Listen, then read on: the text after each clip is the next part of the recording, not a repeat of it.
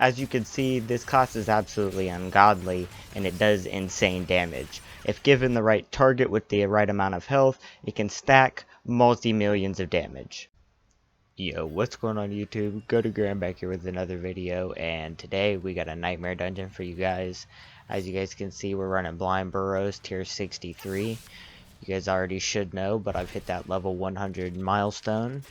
And so I'm just using this as a quick showcase of my build's capabilities thus far. I'm going to have a quick build guide out for you guys for in-game coming soon.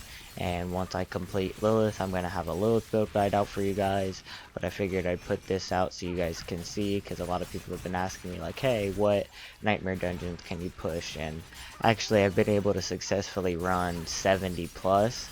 But casually I usually run about 55 plus, around the 60 range. These 60s are pretty good for me. I'm pretty comfortable in that range, and I don't really have any problems, so that's usually what I run, at least in regards to gear, gold, and glyph XP grinding. Say that 10 times fast. But anyways, I've been seeing a lot of people say that they have the highest DPS rogue build, and I can't say definitively who truly has the highest DPS build out there. There's so many different variables that go into it, it's hard necessarily to say unless I could compare them all real time in the exact circumstances and under the exact same variables. So it's really hard to do that, just because keeping the constants the same is just going to be nearly impossible.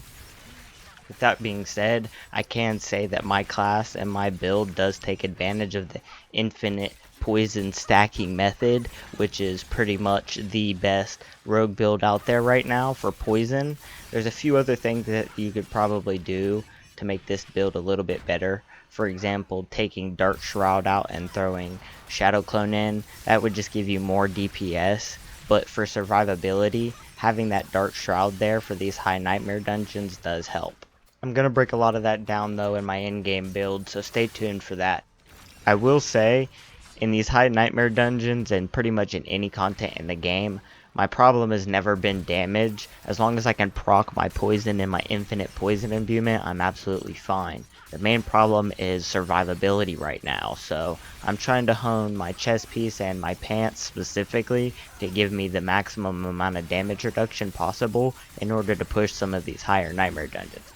Like I said, I've completed up to like 75, however, I've died once or twice, and I want to try to do them flawless, because otherwise it doesn't necessarily count in my opinion. And I'd even go as far as to say in certain circumstances I have too much damage when I proc my poison imbuement, because in the Lilith boss fight I haven't been able to stun lock her in order to instant skip phases, just because I do so much damage that I'm already down to that 3-force threshold before I can fill that stun meter in order to stun her to skip the phases. I just need a few more pieces of gear though, and I feel confident that I'm going to be able to beat Uber Lilith. Mainly I need the Fist of Fate in order to get my stun capabilities up there, just my crowd control in general, but enabling myself to be able to fill that stun meter quicker is mainly what I need right now. Apart from what I've already mentioned, I'm really only looking for god rolls of the stats that I already have.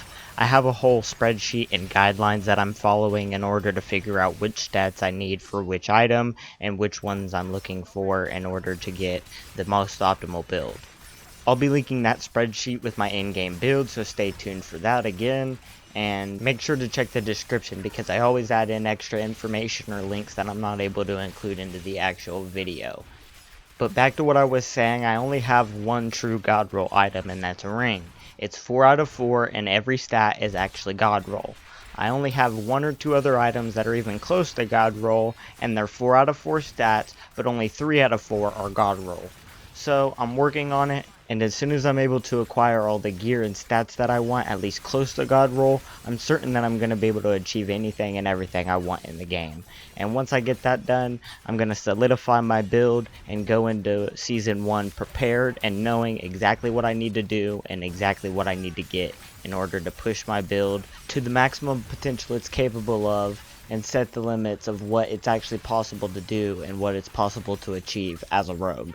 Now that I've rambled on long enough to talk you through the entire dungeon, let's see what my capabilities are against the boss, as my entire build is centered around single target damage and pushing the limits of how fast I can kill a single target enemy, specifically bosses, world bosses, and things like Uber Lilith.